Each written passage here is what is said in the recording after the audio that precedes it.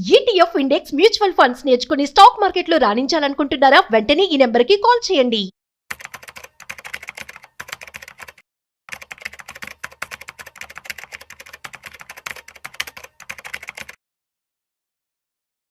అపార్ట్మెంట్లో ఫ్లాట్ కొనడం మంచిదేనా? సో చాలా మందికి ఈ మధ్య మనం చూస్తూ ఉన్నాము, ఫ్లాట్ కొన్న తర్వాత చాలు లైఫ్ సెటిల్ అయిపోయిందన్నట్లు హ్యాపీ అవుతూ ఉంటారు. కానీ 20 ఏళ్ల తర్వాత ఫ్లాట్ పరిస్థితి ఏంటి? దాని విలువ ఎంత? సో డిప్రిషియేట్ అవుతుందని అందరికీ తెలుసు. కాకపోతే మరి ఫ్లాట్ కొనడం మంచిదా కాదా? సో దీనికి సంబంధించి పూర్తి సమాచారం ఇవాళ మనతో చెప్పడానికి ఫైనాన్షియల్ ఎక్స్పర్ట్ గిరిబాబు గారు ఉన్నారు. సో గిరిబాబు గారు మాటల్లో మరింత సమాచారం అడిగి తెలుసుకుందాం. సో హాయ్, హలో, నమస్తే, వెల్కమ్ టు సుమన్ టీవీ. నేను మీ Rajeev Pasupuleti. So let's start. So hi sir, నమస్తే. నమస్తే అండి. ఎలా ఉన్నారు? ఫైన్ అండి, doing good. Yeah, super sir. మనం చూస్తూ ఉన్నాం, ఎప్పుడైతే ఇన్వెస్ట్మెంట్ స్ట్రాటజీస్ అనేవి ముందుకు వచ్చేసాయో, మ్యూచువల్ ఫండ్స్ కావచ్చు, స్టాక్ మార్కెట్ కావచ్చు, అందరి ఆలోచన మారిపోయింది, అవునా కదా? సో ఫ్లాట్ కొనాలంటే ఆలోచిస్తున్నారు. అంతెందుకు నేనే ఆలోచిస్తున్నా ఫ్లాట్ కొనాలి అంటే. సో ఏమంటారు, అసలు కొంటే మంచిదా కాదా? 20 ఏళ్ల తర్వాత దాని విలువ ఎంత ఉంటుంది ఏంటి? సో ఇక్కడ ఫ్లాట్ కొంటే మంచిదా కాదా అని చెప్పడం అనేది ఇది బెస్ట్, ఈ ఆలోచన మంచిది లేదా ఇది కాదు అని ఒక డెసిసివ్ ఆన్సర్ చెప్పడానికి ఎవరు చెప్పలేరు నా ఒపీనియన్ లో. నేను ఈ టాపిక్ మీద నా ఒపీనియన్ మాత్రమే చెప్పగలను. మరొక ఫైనాన్షియల్ ప్రొఫెషనల్ తన ఒపీనియన్ చెప్తారు. బట్ అల్టిమేట్ గా ఈ వీడియో చూసే వాళ్లకు వాళ్ళ పర్సనల్ పర్సెప్షన్ తీసుకోవాలి. అంతేకాని ఇది కరెక్ట్ ఇది తప్పు అని నిర్ణయించే అధికారం ఎవరికి లేదు, అలా ఎవరు నిర్ణయించలేరు కూడా. So this my disclaimer. కనుక ఈ నేపథ్యంలో నా ఒపీనియన్ ఏంటి, మంచిదా కాదా, తీసుకోవడం బెటరా కాదా, నా ఒపీనియన్ మాత్రమే నేను మీతో షేర్ చేస్తాను. ఓకే, ఇది ఎవరెవరి పర్సెప్షన్ బట్టి వాళ్ళు దాన్ని అర్థం చేసుకోవాలి. ఓకే, ఇప్పుడు రీసెంట్ గా మీకు డింక్ అనే ఒక కాన్సెప్ట్ వచ్చింది, విన్నారా? DINK. జస్ట్ గూగుల్ చేయండి, డింక్, అంతే, ఏమొద్దు. Double income no kids. Okay, double income no kids అంటే నాకు ఆదాయం ఉంది, నేను ఉద్యోగం చేస్తున్నా, నా భార్యకి ఆదాయం ఉంది, ఉద్యోగం చేస్తున్నాము, మాకు కిడ్స్ వద్దు. సింపుల్ గా తెలుగులో చెప్పాలంటే ఇది వెస్టర్న్ ఐడియాలజీ, వెస్టర్న్ కల్చర్. ఇండియాకి ఇంపోర్ట్ చేసుకుంటున్నారు చాలా మంది youngsters, young couple, software engineers లాంటి ప్రొఫెషనల్స్ లో ఇది వచ్చేసింది. డబుల్ ఇన్కమ్ నో కిడ్స్ అనే కాన్సెప్ట్. ఈ కాన్సెప్ట్ ఏం చెప్తోందంటే, మాకు పిల్లలు వద్దు, మేమిద్దరం, మాకు ఒక్కొక్క పిల్ల, మేము ఎక్కడ ఉంటాము ఈ టైంలో ఉద్యోగం చేసే దగ్గర, రేపు పొద్దున మా జాబ్ బెంగళూరు వస్తే అక్కడ వెళ్ళిపోతాం, నోయిడాలో వస్తే అక్కడ వెళ్ళిపోతాం, లేదా మేము జాబ్ చేయాలని ఇష్టం లేదు, చేయము, మాకు వచ్చే ఇన్కమ్ ని మేము దాన్ని సేవ్ చేసుకుంటూ ఉంటాం. ఎక్కడ? ఫైనాన్షియల్ అసెట్స్ లో మాత్రమే. మాకు అవసరమైనప్పుడు వాడుకుంటాం. బోర్ కొట్టిందా మానేస్తా ఉద్యోగం, నేను మేము మానేసేసి ఎక్కడికో ట్రిప్స్కి వెళ్ళిపోతాం, వేరే కంట్రీకి వెళ్తాం, ఆఫర్స్ ఉంటే అక్కడ వెళ్ళిపోతాం. మాకు ఒక దగ్గర కట్టేసి ఉండడం ఇష్టం లేదు. ఇది వాళ్ళ ఇష్టం, అది ఇది కరెక్టా తప్ప అని ఎవరు చెప్పలేరు. మీరు ఒక పెద్దవాడిని అడగండి, మన అమ్మమ్మ, నాన్నమ్మ, తాతయ్యని, ముక్కును వేలేసుకుంటారు వాళ్ళు కదా. ఇదేం విడ్డూరం, ఇదేం చోద్యం అంటారు. కనుక ఇప్పుడు ప్రజెంట్ ఉన్న ఆలోచనల ప్రకారంగా, దాని వాల్యుయేషన్స్ ప్రకారంగా ఎవరి పర్సెప్షన్ వాళ్ళు ఆలోచించుకోవాల్సిందే. నా పర్సెప్షన్ ఏంటంటే, ఈ డింక్ అనే కాన్సెప్ట్ తప్పు నా ఉద్దేశంలో. ఎందుకంటే అల్టిమేట్ గా what's the meaning of life? Life means living. జీవితం అంటే జీవించడం. ఆ జీవించడం అంటే నేను నా భార్యతో కలిసి మాత్రమే గిరిగీసుకొని ఒక చట్టం ఉండడం కాదు. మనము సోషల్ బీయింగ్స్, సోషల్ యానిమల్స్. నేను అంటే నా భార్య, నాతో నా వలన జన్మించిన పిల్లలు, వాళ్ళ ఆనందం, మా అమ్మా నాన్న, మా మిస్సెస్ వాళ్ళ అమ్మా నాన్న, వాళ్ళ బంధువులు అందరూ, చెల్లెళ్ళు, అక్కలు, అన్నలు, వాళ్ళ పిల్లలు, వాళ్ళ సకుటుంబ సపరివార సమేతం, మా సమేతం అందరం కలిసి మంచి చెడు, సుఖము దుఃఖము అన్ని పంచుకొని కలిసి మెలిసి జీవిస్తేనే జీవించడం అంటారు నా దృష్టిలో. నేను నా వైఫ్ తోటి గిరిగీసుకొని మేమిద్దరం మాకు కుక్క పిల్ల అనుకుంటే సో అది లైఫ్ కాదు. నిజంగా ఆలోచించి ఎంతకాలం ఉంటుంది ఇద్దరు కలిసి? బోర్ కొట్టేదా? కదా. సో మనకు లైఫ్ అంటే సంతోషం, దుఃఖం, షడ్రుచులు అని ఎందుకంటారు? అన్ని కలిస్తేనే అప్పుడు చాలా బాగుంటుంది. అది ఒక్క స్వీట్ ఎక్కువ తిన్నా ప్రాబ్లమే, ఒకే కారం తిన్నా ప్రాబ్లమే, ఒకే ఉప్పు ఎక్కువ తిన్నా ప్రాబ్లమే, అన్ని సమపాళలో ఉండాలి. అలాగే లైఫ్ కూడా. సో ఈ నేపథ్యంలో మనము సొంతిల్లు కొనుక్కోవాలా వద్దా అనే ఒక కాన్సెప్ట్ తీసుకుంటే, first of all excel sheet తీసుకొని మీరు ఈఎంఐకి కట్టే బదులు సిప్ చేయండి. 20 years తర్వాత మీ సిప్ వాల్యూ 7 కోట్లకు వెళ్ళిపోతుంది. లైక్ 80,000 లక్ష రూపాయలు మినిమం ఈఎంఐ ఉంటుంది. దాన్ని మనం ఎస్ఐపి రూపంలో చేసామనుకుని ఎస్ఐపి క్యాలిక్యులేటర్ లో తీసుకొని, ఎక్కువ కూడా 12-13% తీసుకోండి చాలు. మీకు ఒక 20 years తర్వాత హీన పక్షంలో 8 కోట్లు వెళ్తుంది. మీరు ఇప్పుడు 1.5 కోటి పెట్టి కొన్న ఇంటికి కట్టే ఈఎంఐ బదులు చేస్తే ఇలా వస్తుంది. ఆ 1.5 కోటి పెట్టి కొనుక్కున్న ఇల్లు 20 years ఎంత అవుతుంది? కనీసం ఒక 2 తగ్గిపోతుంది. కోట్లు అవుతుందా?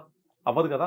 ఇక్కడ నాకు ఎక్సెల్ షీట్ ప్రకారం 8 కోట్లు వచ్చాయి కదా, ఇది ఎక్కువ కదా అనుకుంటే అగైన్ ఇది కూడా నార్మల్గా మీరు నేను చెప్పాను లైఫ్ అంటే లివింగ్ అని, ఎంతకాలం మీరు ఒక కిరాయి ఇంట్లో ఉంటారు, ఆ కిరాయిని తీసేసి మీరు లెక్కేసుకున్నా కూడా ఎక్సెల్ షీట్ ప్రకారంగా ఎస్ఐపి ఇన్వెస్ట్మెంట్ ఎక్కువ ఇస్తారు when compare to your flat value ఇచ్చినప్పటికీ. కానీ ఇక్కడ మనం చూడవలసింది ప్రతిదీ డబ్బు కోణంలో మాత్రమే కాదు, డబ్బు రూపంలోనే కాదు. మనం ఒక సొంత ఇంట్లో నేను నా భార్యతోటి పిల్లలతోటి బంధువులతోటి అమ్మ నాన్న వచ్చినప్పుడు ఒక ఇంటికి వచ్చి ఒక ఇంట్లో ఉండే ఆనందం వేరుంటది. అండ్ జీవిత చరమాంకంలో రేపు పొద్దున ఏదైనా చనిపోయినప్పుడు పెద్దవాళ్ళు ఉండొచ్చు మనతో పాటుగా, పేరెంట్స్ గ్రాండ్ పేరెంట్స్ వాళ్ళు చనిపోతే ఇంట్లో తీసుకురానివారు టెనెంట్స్, మనం టెనెంట్ గా ఉంటే ఓనర్స్ తీసుకురానివారు. అది ఎంత నరకం ఉంటది. దాన్ని అసలు మనము ఎన్ని కోట్లతో వెలగట్టగలం, దాన్ని వెలగట్టలేం. కనుక ప్రతిదీ కూడా డబ్బు రూపంలోనే కొలవకూడదు. మనము వాల్యూస్, లివింగ్, లైఫ్ ఇవన్నీ కూడా బియాండ్ మనీ. సో ఈ నేపథ్యంలో ప్రతి ఒక్కళ్ళు కూడా వాళ్ళ లైఫ్ని, లైఫ్ స్టైల్ని, నెసెసిటీస్ని బ్యాలెన్స్ చేసుకోవాలి. మనకు ఉన్న ఇన్కమ్ని ఒక ఇల్లు కొనుక్కోవాలి, కొంత బ్యాలెన్స్ అమౌంట్ ఎస్ఐపి పెట్టుకోవాలి, మ్యూచువల్ ఫండ్స్ పెట్టుకోవాలి, ఫైనాన్షియల్ అసెట్స్ బిల్డ్ చేసుకోవాలి, రిటైర్మెంట్ కార్పస్కి పనికి రావాలి, యూజ్ అవ్వాలి. తర్వాత కొంత డబ్బులు పిల్లల కోసం పొదుపు చేస్తూ రావాలి. ఒక అతను ఎవరో వీడియో యూట్యూబ్ చెప్పాడు, నేను విన్నాను, మీరు కనుక మీ ఇల్లు కొనేస్తే ఇక మీ పిల్లల భవిష్యత్తు అంధకారంలోకి వెళ్ళిపోతుందని చెప్తున్నాడు. ఎందుకు వెళ్ళిపోతుంది అంటే మీరు మొత్తం డబ్బులన్నీ ఈఎంఐకే పెడుతున్నారు, లోనే కడుతున్నారు, పిల్లల భవిష్యత్తులో ఎడ్యుకేషన్ కాస్ట్ చాలా పెరుగుద్ది కనుక మీరు కోపం చేయలేరని. అలా ఎందుకు అనుకోవాలి? Why I can't balance my expenditure? కొంత బకెట్ హోమ్ లోన్ కోసము, కొంత ఎడ్యుకేషన్ ఫర్ చిల్డ్రన్ కోసము, కొంత రిటైర్మెంట్ కోసం ప్లాన్ చేసుకోవాలి. మనము 20 years పాటు ఒకే ఇన్కమ్ లెవెల్లో ఉండం కదా. Our income will be keep on raising. ఏ లెవెల్లో ఇన్కమ్ రేజ్ అవుతుంది, నేను ఎంతవరకు జాబ్ చేస్తాను, నా యొక్క ఇన్కమ్ లెవెల్స్ ఏంటి, వైఫ్ ఇన్కమ్ ఉందా లేదా, ఇవన్నీ బ్యాలెన్స్ చేసుకొని కొంత పోర్షన్ హోమ్ కోసము, కొంత పిల్లల కోసము, కొంత రిటైర్మెంట్ కోసము, కొంత ఎంటర్టైన్మెంట్ కోసము, కొంత లైఫ్ లివింగ్ కోసము ఇలా బ్యాలెన్స్ చేసుకోవాలి. అంతేకాని నేను మొత్తం ఇల్లు తీసేసుకుంటే ఇంకా పిల్లల ఎడ్యుకేషన్ డబ్బులు ఉండవని కానీ, లేదా ఇల్లు తీసి బదులు మొత్తం ఇన్వెస్ట్ చేస్తూ పోతే డబ్బులు ఇన్ని కోట్లు ఉంటాయని కానీ, ఇలా మనము వన్ సైడెడ్ గా ఆలోచించొద్దు. Everything has to be balanced. ఎందుకంటే the life of meaning is living. Life అంటే జీవితం అంటే జీవించడం. అది జరుగుతున్నప్పుడే మనం హ్యాపీగా సంతోషంగా ఉంటాం. సో నా దృష్టిలో ఒక మనిషి 2 టార్గెట్స్ కోసం పనిచేయాలి. ఒకటి, రాత్రి అవ్వగానే నిద్రపోతే నిద్ర రావాలి, దానికోసం కష్టపడొద్దు. అంటే మైండ్ లో సమస్యలు తిరుగుతూ ఆర్థిక సుడిగుండంలో చిక్కుకొని నేను ఇంకా ఎంత ప్రాబ్లమ్స్ ఉంటాయి, ఇంకెప్పుడు అప్పు తీర్చాలనే విధంగా ఉంటే నిద్ర రాదు. అలాంటి పరిస్థితి వెళ్ళకూడదు. నెక్స్ట్, తిన్న తర్వాత అరగాలి. అంతే, అరగడం కోసం నడవద్దు. అంటే తిన్నది అరిగించుకోగలగాలి, లేదా హ్యాపీగా ఏది ఇష్టమైతే తినగలగాలి. మనం అల్టిమేట్ గా ఏ పని చేస్తే దేనికోసము హ్యాపీగా భోజనం చేయడము, సంతృప్తిగా ఉండడం కోసమే కదా. కానీ ఇద్దింటే ఏ ప్రాబ్లం, అద్దింటే ఏ ప్రాబ్లం అని తినలేకపోవడము, తర్వాత నిద్రపోతే నిద్ర రాకపోవడము, ఈ 2 సమస్యలు అంటే వాడు జీవించినా పెద్ద యూజే ఉండదు. ఎందుకంటే హ్యాపీనెస్ ఎక్కడ ఉంది? మనం వేసుకునే బట్టలు, నడిపే కారు, ఉండే ఇల్లు, ఉండే ఫ్యామిలీ, వైఫ్, కిడ్స్, ఇదే కదా సంతోషం అంటే. సో ఆ సంతోషంగా బతకాలి అంటే ఏం కావాలి మనకు? ఒక బ్యాలెన్స్ ఆఫ్ లైఫ్ ఉండాలి, ఒక బ్యాలెన్స్ ఆఫ్ రిక్వైర్మెంట్స్ అన్ని బ్యాలెన్స్ చేసుకుంటూ రావాలి. అంతేగాని దీన్ని మొత్తాన్ని ప్రతిదీ కూడా క్యాల్కులేషన్ చేయకూడదు. ఇప్పుడు మీరు క్వశ్చన్ అడిగారు కదా, ఇప్పుడు నేను కనుక ఒక ఇల్లు తీసుకుంటే ఇంత వాల్యూ ఉంటుంది, లేదా 20 ఏళ్ల తర్వాత దీని ఇంటి వాల్యూ ఎంత అవుతుంది, ఎక్సెల్ షీట్ ప్రకారంగా ఎస్ఐపి వాల్యూ ఎంత ఉంటుంది, డెఫినెట్లీ నెంబర్స్ ఎక్కువే ఉంటాయి. కానీ అన్ని మనకు సంతృప్తి ఇవ్వలేవు. ఇంకొక ఎగ్జాంపుల్ చెప్తాను. దగ్గరికి చాలా మంది వచ్చిన వాళ్ళు ఏమంటారంటే, మేము ఫ్లాట్ కొనాలా, ఇండిపెండెంట్ హౌస్ కొనాలా అని క్వశ్చన్ చేస్తూ ఉంటారు. ఫ్లాట్ కి ఇండిపెండెంట్ కి డిఫరెన్స్ ఏంటి అంటే, ఫ్లాట్ వచ్చేసి మాకు 1 కోటిన్నరలో వచ్చేస్తుంది, ఇండిపెండెంట్ అయితే సిటీలో దొరకదు, I have to go to outskirts, దానికి 4-5 crores కావాలి, మా ఆవిడ ఇండిపెండెంట్ తీసుకుందాం అంటుంది. ఎందుకంటే ఇండిపెండెంట్ అయితే ల్యాండ్ కూడా మన దగ్గరే ఉంటుంది కనుక వాల్యూ ఎక్కువ ఉంటుంది, వాల్యూ పెరుగుద్ది, లేదా పైన వేసుకొని కిరాయికి ఇచ్చుకుంటా, ఈ ఆలోచన చెప్తూ ఉంటారు. ఫ్లాట్ 1.5 కోటి, ఇండిపెండెంట్ ఇవాళ రోజు చూసుకుంటే 3-4 కోట్లు లేనిది రాదు. ఇంకా తక్కువ కావాలంటే అవుట్స్కర్ట్స్కి వెళ్ళిపోతే చాలా దూరం అయిపోతుంది. నాకు కొంచెం దగ్గర కావాలంటే 3-4 కోట్లు. కానీ అది ప్రిఫర్ ఎందుకు చేస్తున్నాను అంటే, ల్యాండ్ వాల్యూ ఉంటుందని. ఇక్కడ నా క్వశ్చన్ ఏంటంటే, మీరు అల్టిమేట్ గా ఒక ఇండిపెండెంట్ ఇంట్లో ఇప్పుడు 3 కోట్లు 4 కోట్లు పెట్టుకుంటే డెఫినెట్లీ ల్యాండ్ వాల్యూ పెరుగుద్ది. అది వాల్యూ 4 కోట్లు అవ్వచ్చు, 5 కోట్లు అవ్వచ్చు, 6 కోట్లు అవ్వచ్చు. నిజంగా చెప్పండి, ఆ 10 కోట్లు అయిందనుకుందాం, ఒక ఇంటి వాల్యూ, ఇండిపెండెంట్ వాల్యూ, ఏం చేస్తారు దాంతో 10 కోట్లతో? మీరు పేపర్ మీద ఉండడమే కదా. దాన్ని మీరు ఎప్పుడైనా రియలైజ్ చేసుకుంటారా? డబ్బుల్ని అమ్ముతారా? ఎప్పటికీ అమ్మరు. ఎందుకంటే నేను ప్రేమతో కొనుక్కునే ఎవరు అమ్మరు. ఎందుకోసం అంటే, నా నెక్స్ట్ జనరేషన్ కి, మా పిల్లల కోసం అనుకుంటారు కదా. మీ పిల్లల కోసం అనుకున్నప్పుడు వాళ్ళకి ఇల్లు నచ్చుద్దా? సిటీస్ వెళ్ళాలి, లేకపోతే సిటీలో ఉంటే నేను ఇంకో చోటుకి వెళ్ళాలి, లేకపోతే నేను సొంత కొనుక్కోవాలి, నాది అని ఒక ఫీలింగ్ ఉంటుంది. మీరు ఎంతైనా మీ పిల్లలకి ఇస్తే ట్రాన్స్ఫర్మ్ అవుతుంది, వాళ్ళకి ఫ్రీగా వస్తుంది, విలువ ఉంటుందా? అప్పటికి పాతబడిపోద్ది, నచ్చచ్చు నచ్చకపోవచ్చు. కనుక ఎప్పుడో పెరిగే ఇల్లు విలువ గురించి, ఆ విలువ ద్వారా మీరేమి చేయలేని దాని గురించి ఈ 3 కోట్ల ఇండిపెండెంట్ తీసుకొని ఈఎంఐలు కడుతూ 20 సంవత్సరాలు దాని ఇంకా వెళ్లే బదులు మీకు ఒక ఫ్లాట్ తీసుకోండి 1.5 కోటి పెట్టి, అందులో హాఫ్ బడ్జెట్ లోపల వచ్చేస్తుంది. ఆ ఫ్లాట్ తీసుకొని రిమైనింగ్ బ్యాలెన్స్ చేసుకోండి. పోనీ ఒకవేళ మీ దగ్గర బడ్జెట్ ఎక్కువ ఉంది, నేను బ్యాలెన్స్ చేయగలనంటే అప్పుడు వెళ్ళండి ఇండిపెండెంట్ కి. కనుక ఇండిపెండెంట్ కొనాలా, ఫ్లాట్ కొనాలా, అసలు కొనొద్దా, ఇవన్నీ కూడా మీకున్న ఇన్కమ్ ఫ్లో, క్యాష్ ఫ్లో బట్టి మీరు ఎలా బ్యాలెన్స్ చేసుకోగలుగుతారు, అదర్ ఎక్స్పెన్సెస్ కూడా చూసుకొని ఆ ప్రకారంగా ప్లాన్ చేయాలి తప్ప ఎగ్జాక్ట్లీ మీరు అన్ని కూడా వాల్యూస్ తోటి క్యాల్కులేట్ చేయొద్దు. మీరు ఎస్ఐపి పెడితే ఎక్కువ వస్తుంది కనుక ఫ్లాట్ వద్దు, నో, రాంగ్ నోషన్ అది. అన్ని బ్యాలెన్స్ చేయాలి. అలాగే ఇండిపెండెంట్ వర్సెస్ ఫ్లాట్, ఇది చాలా వీడియోస్ చాలా మంది చెప్తూ ఉంటారు. ఇండిపెండెంట్ గురించి మాట్లాడినప్పుడు నేను చాలాసార్లు చెప్పాను కూడా, మీ వాల్యూ పెరుగుద్ది, నో డౌట్. భూమి నీదే, పైన నీదే, కింద నీదే. ఓకే, ఫ్లాట్కి వెళ్తే ఆకాశం నీది కాదు, నేల నీది కాదు, ఏమిది కాదు, ఎందుకు కొంటావు ఫ్లాట్, యూజ్లెస్, డిప్రెషన్ అవుతుంది అంటారు. ఇండిపెండెంట్ కొనుక్కో, పర్వాలేదు, కొంచెం ఎక్కువ పెట్టి కొనుక్కో, 3 కోట్లు పెట్టి. ఎస్, కొనుక్కుంటా. ఏం చేయాలి, కొనుక్కున్న వాల్యూ పెరిగిందా నేను రియలైజ్ చేయగలుగుతాను లైఫ్లో, నేను ఎప్పటికీ ఉండడమే కదా. మరి అంత బర్డన్ నేను కనుక తీసుకుంటున్నానా, నేను దాన్ని ఎఫర్ట్ చేయగలుగుతానని మాత్రమే చూడాలి తప్ప ఇండిపెండెంట్ వాల్యూ పెరుగుద్ది కదా అని చూసుకుంటే చివరకు ఇబ్బంది పడేది మనమే. కనుక నాకు ఇల్లు కావాలి అనుకున్నప్పుడు ఫ్లాట్ కూడా వెళ్ళొచ్చు. రెంట్ కంటే బెటర్గా ప్లాన్ చేసుకోండి. ఇక్కడ రెంట్ కడితే ఒక 20,000 30,000 ఉంటుంది కదా రెంట్, కొంచెం యాడ్ చేసుకొని ఈఎంఐ కట్టుకోండి.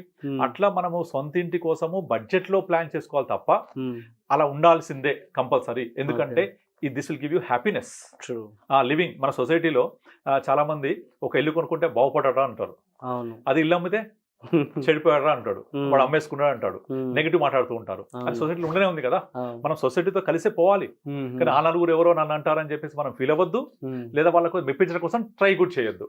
నలుగురిని మెప్పించాలని ట్రై చేస్తే ఎప్పటికీ మెప్పించలేరు. You can't impress your neighbour any time, అవునా కదా. ఎప్పటికీ ఇంప్రెస్ చేయలేవు నైబర్ని. ఎందుకు మనం ప్రయత్నం చేయడం?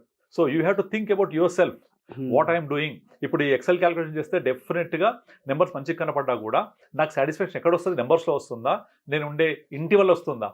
ఆ సాటిస్ఫాక్షన్ లేకపోతే మనము ఏం చేసినా కూడా అది కరెక్ట్ కాదు. This is my opinion. So కొంతమంది ఇప్పుడు డింక్ అనే కాన్సెప్ట్ చెప్పా కదా, ఆ డింక్ అనే కాన్సెప్ట్ వాళ్ళు ఒప్పుకోకపోవచ్చు నేను చెప్పింది. వాళ్ళకి నెంబర్లే కావాలి, మేబీ రైట్ వాళ్ళ కోసం. ఎందుకంటే వాళ్ళకి అసలు పిల్లలే వద్దనుకుంటున్నారు వాళ్ళు. నేను ఎక్కడ ఉంటారో తెలియదు వాళ్ళకు, ఎక్కడో సిటీలో ఉంటాను, నార్త్ మిజరబుల్ లైఫ్ ఏమో అది. మీరే అంటారు మిజరబుల్ అని, వాళ్ళని అడగండి ఒకసారి. For them it is happy. I'm not bond.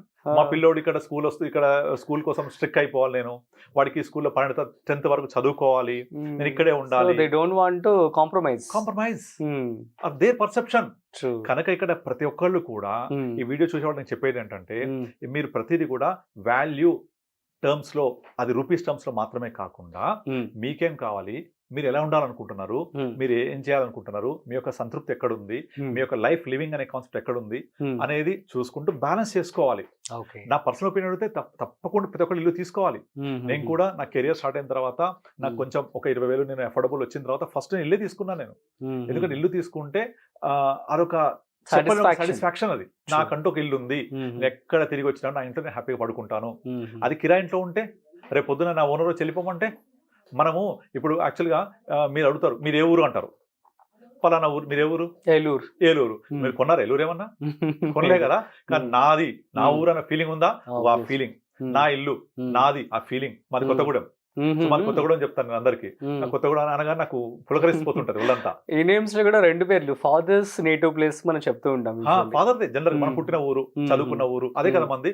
నేను కొనలే కదా, నా సొంతం కాదు కదా అది. నా సొంతం అంటే ఏంటి, నేను ఉన్నాను అక్కడ, ఆ మన ఓన్నెస్ అనే ఫీలింగ్.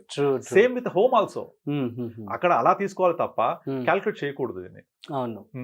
సో కొంతమంది నచ్చకపోవచ్చు నేను చెప్పింది, బట్ నా ఒపీనియన్ ఏంటంటే ఆలోచింప చేస్తుంది. నాది అంటే నేను అంటే నేను మాత్రమే కాదు, మేము, మనం. ఆ మనం ఫీలింగ్ రావాలి అంటే అందరిని కలుపుకొని పోవాలి. అందరిని కలుపుకొని పోవాలంటే మనం ఒక్కరు నచ్చుకునేలా కాదు, 10 మంది నచ్చేలా కూడా మనం పనిచేయాల్సి వస్తుంది ఒక్కోసారి. అంటే అల్టిమేట్లీ ఒక వ్యక్తికి లైఫ్ అంటే లివింగ్, అది ఎక్కడ దొరుకుతుంది? ఆ లివింగ్నెస్, ఆ హ్యాపీనెస్. Try for that. నా ఫీలింగ్ ఏంటంటే, మీకు 10 కోట్లు ఉన్నా, ఎన్ని కోట్లు ఉన్నా కూడా మార్నింగ్ తినేదా 4 ఇడ్లీ, మధ్యాహ్నం ఇంత లంచ్, రాత్రి 2 చపాతి కదా, ఇదే కదా ఎవరు చేసినా సరే. అది మనకు హ్యాపీగా ఉన్నప్పుడు మనము సాటిస్ఫాక్షన్ ఎక్కడ వస్తుంది? ఇంకా నా దృష్టిలో అయితే మనం మన బిహేవియర్, మన ఫ్రెండ్స్, మన సర్కిల్, మనం వేసుకునే బట్టలలో ఉండే హ్యాపీనెస్, నడిపే కారు, ఉండే ఇల్లు, ఇవే కదా. సో అలా మనం హ్యాపీగా ఉంటే చాలా అనిపిస్తుంది నాకు. సో మనం ఫ్యూచర్ కి ప్లాన్ చేసుకుంటూ వెళ్ళాలి. That's what I do with everyone. నా దగ్గరికి వచ్చే వాళ్ళందరికీ రిటైర్ అయిన వాళ్ళు ఉంటారు కదా, వాళ్ళు రిటైర్ అయిన వాళ్ళు 6 years వయసు వచ్చినప్పుడు వాళ్ళ దగ్గరికి వచ్చినప్పుడు మా దగ్గర డబ్బులు ఉన్నాయి, మేము దాచుకుంటాము, మేము క్యూములేటివ్ గ్రోత్ లో పెడతామంటే నేను తిడతాను, వద్దని చెప్తాను నేను. అరే మీరు ఎందుకండి 60 సంవత్సరాలు వచ్చిన తర్వాత ఇంకా మీరు మూడేసి డబ్బులు పెంచి ఎవరికి ఇవ్వాలి? మీ పిల్లల పెళ్లిళ్ళు చేయాలి ఏమన్నా? ఇంకా లైబిలిటీస్ ఉన్నాయా? లేనప్పుడు హ్యాపీగా ఎంజాయ్ చేయండి. 60 సంవత్సరాల దాకా వచ్చారు లైఫ్ లో, నోరు కట్టేసి కడుపు కట్టేసుకొని ఇన్ని చేశారు కదా, ఇప్పుడైనా జీవితాన్ని జీవించండి అని చెప్తాను నేను. అంతేగాని ఎట్టి పరిస్థితుల్లో మూడేసి చేయొద్దు. దీన్ని లైఫ్ ని లీవ్ చేస్తూ ఉండండి. లైఫ్ ఈజ్ లివింగ్ అని చెప్తూ ఉంటాను. కనుక ఈ కాన్సెప్ట్ లో అది వాళ్ళకి ఎలా అవసరమవుతుంది, లైఫ్ ఎలా హ్యాపీనెస్ ఉంటుందో ఆ ప్రకారంగా లెక్కలేసుకొని ఆ ప్రకారంగా క్యాల్కులేట్ చేసుకొని అన్ని బ్యాలెన్స్ చేసుకోవాలి. Life is balancing. Super sir, thank you so much. So guys అర్థమైంది కదా. సో ఇల్లు లేదు అంటే డబ్బులు దాచుకోవడం, సో దీనికి సంబంధించి మంచి క్లారిటీ అయితే ఇవ్వడం జరిగింది గిరిబాబు గారు. సో మీ అందరికీ అర్థమైందని చెప్పి అనుకుంటున్నాను. So that's it. మరొక ఇంట్రెస్టింగ్ కాంటెంట్తో మళ్ళీ కలుద్దాం. అంతవరకు చూస్తూనే ఉండండి సుమన్ టీవీ.